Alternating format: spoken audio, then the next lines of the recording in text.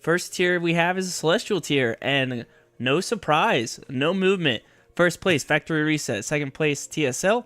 Third, Still Friendly 2. Fourth, The Forest. And fifth, DPS.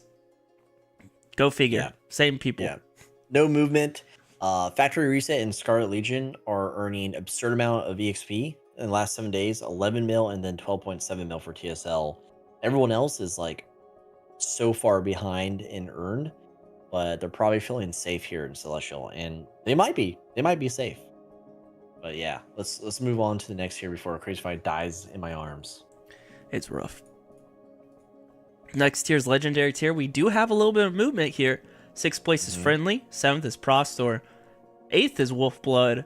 Ninth is Murderers of the Universe, moving up one position, which means Asgard drops down one position into the 10th place.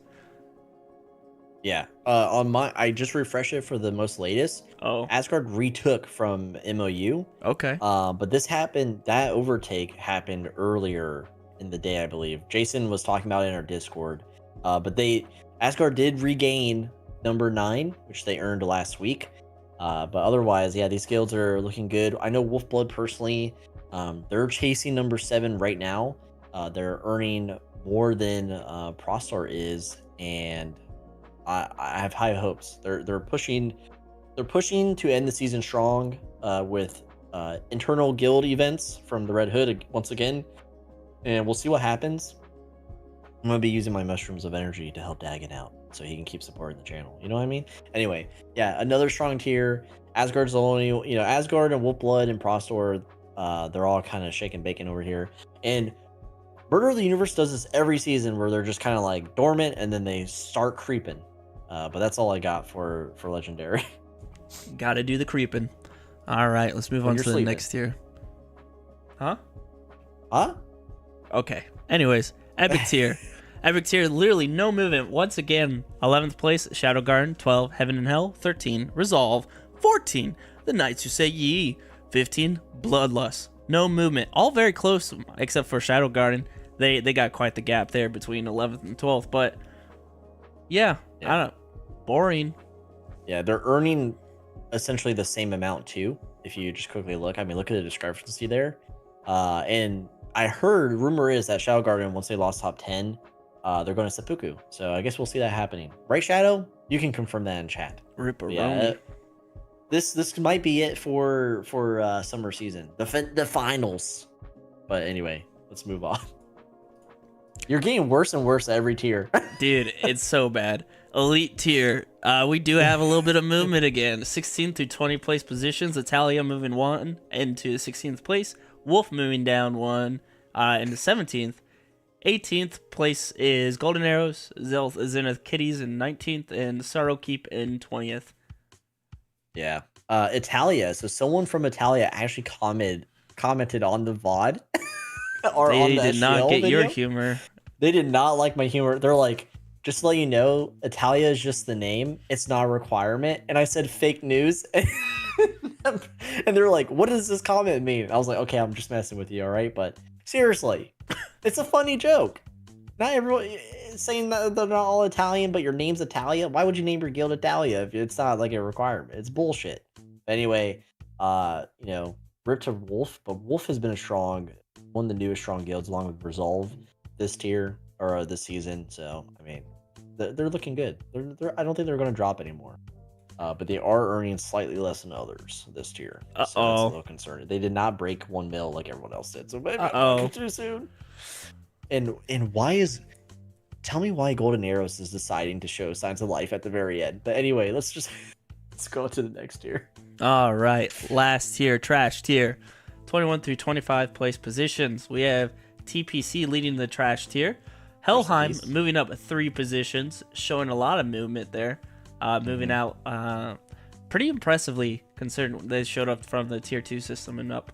That means Black Dragon moved down 1. But Alpha and Omega has stayed the same at 24.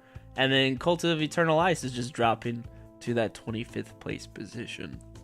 Yeah, these are all, besides TPC, who performs like a tier 2 guild. That's not a slight towards tier 2, but just saying TPC is once a prominent guild, and now look at them. But Helheim and Black Dragon, for those who've been following the progress reports throughout the season, they're both from tier 2, and they were friends, and now they're extreme rivals.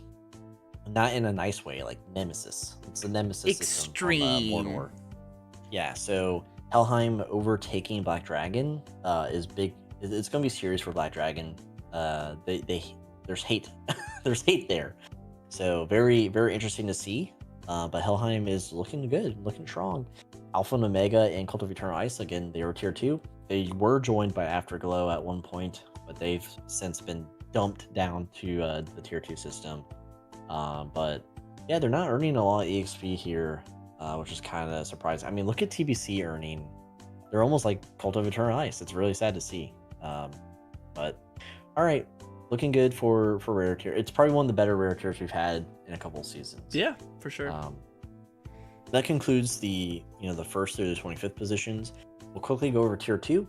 These are the guilds that are pushing to come back into the top 25 or have been pushed out of the top 25, or even newer names reaching into the top 35 positions here. So we have Afterglow at 26 moving forward, which we just talked about. We have newbies dropping at 27. They've been essentially abandoned. They're mostly all in DGK now. There's DGK right underneath them at 28 moving forward. So shout out to the those little heathens.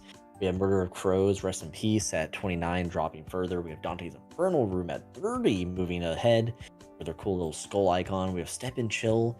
They're essentially just dead. They're dead. I can't believe they're still earning EXP.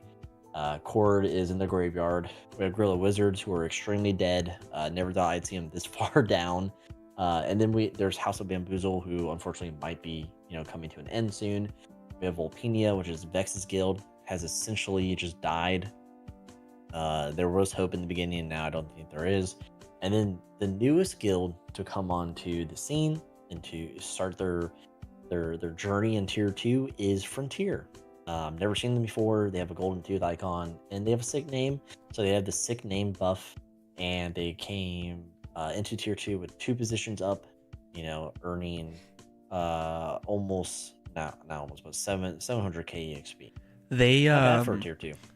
Not this previous week, but the week before that, they had earned a spot in the top 10 PvE for the WGS. So they are PvE. Yes. Excellent. It's what we need. PvE is like meta right now. So, but yeah, that'll do it for the SGL. That's the top 25 guilds, including the tier 2 system, the 26th through 35th positions. So another great week. The finals are approaching. I guess we're kind of in finals week the way we track it. We're just kind of 7 days behind. But summer is coming to an end.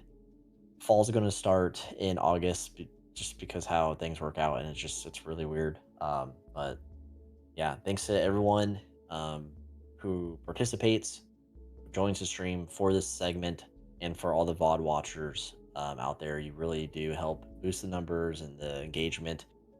So thank you. Keep doing that. Keep supporting us. We love doing the SGL content, and excuse me. Now I'm sick. No, that lets us know to keep going and keep making this.